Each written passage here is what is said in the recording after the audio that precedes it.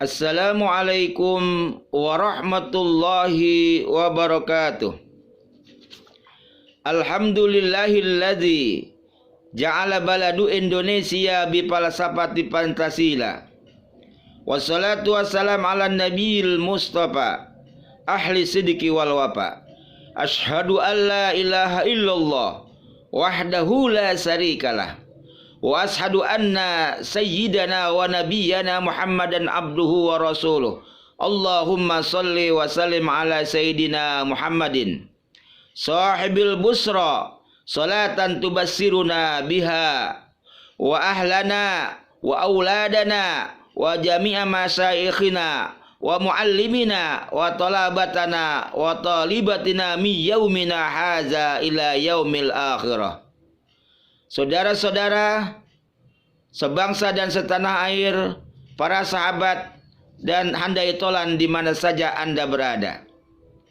Pada kesempatan malam hari ini kami akan menyampaikan sedikit wawasan kebangsaan atau ceramah kebangsaan dalam rangka menyambut HUT RI kemerdekaan negara Republik Indonesia yang ke-75. Saudara-saudara sebangsa dan setanah air, sebagai insan yang beriman, patut kita bersyukur atas kemerdekaan ini. Walaupun secara hakiki kita belum merdeka, sebenar-benarnya merdeka. Merdeka, saudara-saudara sebangsa dan setanah air. Khalifah kedua Sayyidina Umar bin Khattab melontarkan kalimat mata ista'badtumun nasa wa qad waladathum ummahatuhum ikhraran. Sejak kapan kalian memperbudak manusia sedangkan ibu-ibu mereka melahirkan mereka sebagai orang-orang yang merdeka? Wa minal kitabil wilayati alal buldani fi asharil khulafa'ir rasyidin. Sayyidina Umar radhiyallahu anhu memang menyampaikannya dengan nada tanya. Namun sesungguhnya ia sedang mengoreksi kesadaran kita tentang hakikat manusia itu sendiri. Menurut Sayyidina Umar radhiyallahu anhu, manusia secara fitrahnya adalah makhluk merdeka. Bayi yang dilahirkan ke dunia tak hanya dalam keadaan suci, tapi juga bebas atau merdeka dari segala bentuk ketertindasan yang mungkin ketertindasan kita rasakan pada saat pandemik ini. Sebagai konsekuensinya, penjajahan sesungguhnya adalah proses pengingkaran akan sifat hakiki manusia. Oleh karena itu, Islam mengizinkan membela diri ketika kezaliman menimpa diri, bahkan pada level penjajahan yang mengancam jiwa. Umat Islam secara syar'i diperbolehkan mengobarkan perang dalam arti konteks inilah adalah untuk kepentingan mempertahankan diri dengan istilah yang disebut dengan defensif. Bukan perang dengan motif asal menyerang atau disebut dengan ofensif. Hal ini pula yang dilakukan oleh para ulama, santri dan umat Islam bangsa ini ketika menghadapi penjajahan Belanda dan Jepang pada masa yang lalu.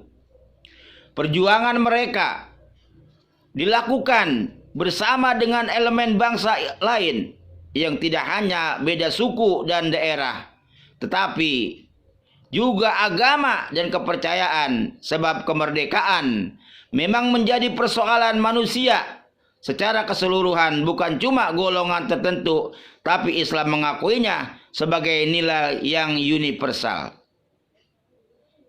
Saudara-saudara sebangsa dan setanah air, tanah air menjadi elemen bagian penting dalam perjuangan tersebut.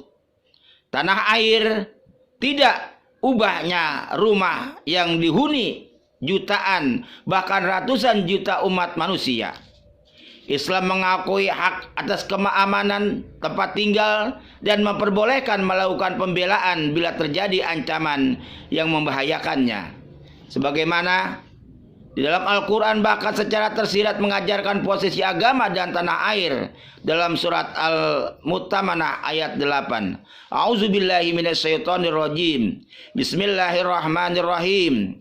La yanhaakumullahu 'anil ladzina lam yuqatilukum fid din wal lam yukhrijukum min diyarikum an tabarruhum wa tuqsitu ilaihim innallaha yuhibbul muqsitin. Artinya Allah tidak melarang kamu untuk berbuat baik dan berlaku adil terhadap orang-orang yang tidak memerangimu karena agama dan tidak pula mengusirmu dari negerimu. Sesungguhnya Allah menyukai orang-orang yang berlaku adil. Saudara-saudara, sebangsa dan setanah air di mana saja Anda berada.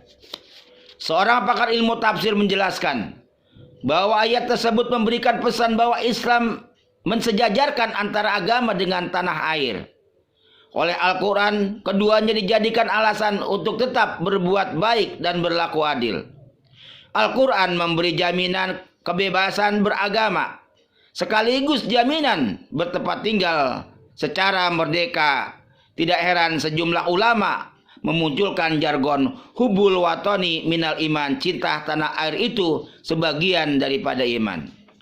Dengan demikian, cara pertama yang bisa dilakukan untuk menyambut hari kemerdekaan ini adalah mensyukuri secara sungguh-sungguh dan dengan sepenuh hati atas anugerah keamanan, atas agama dan negara kita dari belenggu penjajah yang mencarakan rakyat sebab tidak sesuai dengan pri kemanusiaan dan pri keadilan. Sebagai nikmat yang paling agung, yang paling besar setelah iman adalah rasa keamanan. A'zamun ni'ami ba'dal imani billah nikmatal aman. Lalu bagaimana cara kita mensyukuri kemerdekaan ini? Yang pertama, kita harus mengisi kemerdekaan selama ini dengan meningkatkan ketakwaan kita hanya kepada Allah Subhanahu wa ta'ala. Ilahi anta maksudi waridhaka matlubi a'tini mahabbataka wa ma'rifataka. Ilahi anta maksudi, wahai Tuhan, engkau lah yang ku maksud dan aku minta ridhamu. Berilah aku rasa cinta dan mahabbah kepadamu dan makrifat kepadamu. Saudara-saudara, para sahabat dan teman-teman andai tolan di mana saja Anda berada, menjalankan syariat agama secara tenang adalah anugerah yang besar di tengah-tengah sebagian saudara-saudara kita di belahan dunia lain yang berjuang mencari kedamaian, yang berjuang mencari kemerdekaan. Umat Islam Indonesia harus mensyukuri dengan senantiasa mendekatkan diri kepada Allah, taqarrub kepada Allah dengan berbuat baik kepada sesama manusia. Perlombaan yang paling bagus adalah perlombaan menuju yang paling, menjadi pribadi yang paling takwa. Disitulah kemuliaan diraih oleh kita sebagai umat yang beriman, sebagai bangsa Indonesia yang beriman kepada Allah Subhanahu wa taala. A'udzubillahi minasyaitonirrajim. Bismillahirrahmanirrahim. Ya ayyuhan nasu inna khalaqnakum min dzakari wa untha wa ja'alnakum syu'uban wa qabaila lita'arafu inna akramakum indallahi atqakum innallaha alimun khabir.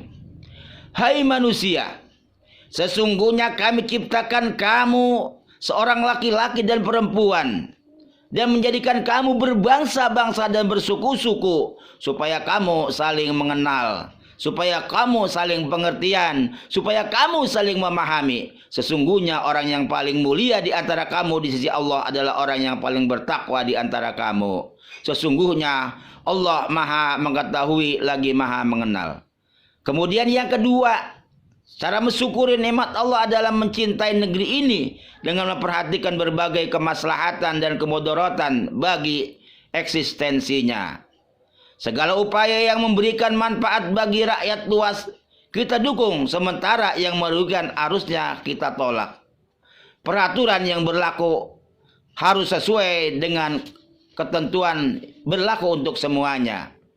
Jangan ada istilah pisau dapur yang tajam ke bawah tumpul ke atas. Kalau bisa hukum di negeri kita ini adil seperti pisau cutter, tajam ke bawah juga tajam ke atas. Sebaliknya, kita hanya mencegah mudarat harus merusak, atau dikatakan mencegah mudarat yang merusak, berarti menjauhkan bangsa ini dari berbagai macam bahaya seperti bencana, korupsi, kriminalitas dan lain sebagainya. Inilah pengejawantahan dari sikap amar ma'ruf nahi munkar dalam pengertian yang sangat luas. Ajakan kebaikan dan pengingkaran terhadap kemungkaran dipraktikkan dalam konteks pembangunan masyarakat. Tujuannya adalah menciptakan kehidupan yang lebih harmonis, adil, dan sejahtera. Termasuk dalam praktik ini adalah mengapresiasikan pemerintahan bila kebijakan yang dijalankan berguna dan mengkritiknya tanpa segan-segan ketika kebijakan pemerintah melenceng dari kemaslahatan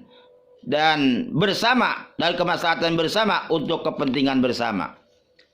Al-Imam Ghazali sebagai Hujatul Islam yang dikenal dengan Abu Hamid Al-Ghazali di dalam kitabnya Ihya Ulumuddin, ia mengatakan, al-mulku wad-dinu tau'amani fad-dinu aslun wa sultanu harasun wa malan aslalahu pamahdumun wa mala harisalahu fadai'u.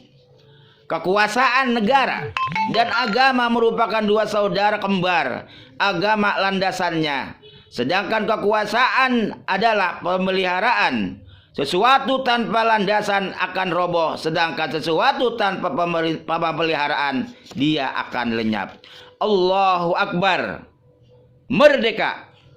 Al-Imam Ghazali dalam pernyataan itu seolah-olah ingin menegaskan bahwa ada hubungan simbiosis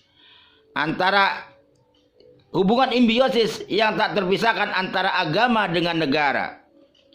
Tidak bertentangan, keduanya justru hadir saling menopang. Negara membutuhkan nilai-nilai dasar yang terkandung dalam agama, sementara agama memerlukan rumah yang mampu merawat keberlangsungannya secara aman dan damai. Indonesia adalah sebuah nikmat yang sangat penting. Kita harus bersyukur dasar negara kita senapas dengan substansi ajaran Islam. Sebab perumus negara yang kita tahu adalah para ulama dengan tim 9-nya.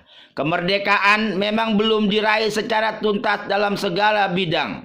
Namun itulah tugas kita sebagai warga negara yang baik untuk tak hanya mengeluhkan keadaan tetapi juga harus turut serta memperbaikinya. Sebagai bagian dari ekspresi rasa cinta tanah air kita kepada negara kita, hubul watani minal iman. Semoga Allah Subhanahu wa taala senantiasa menjaga negara dan agama kita dari malapetaka hingga bisa kita diwariskan kepada generasi yang akan datang menjadi negara yang baldatun thayyibatun wa rabbun ghafur. Merdeka, Allahu Akbar. Akhirul kalam, wassalamualaikum warahmatullahi wabarakatuh.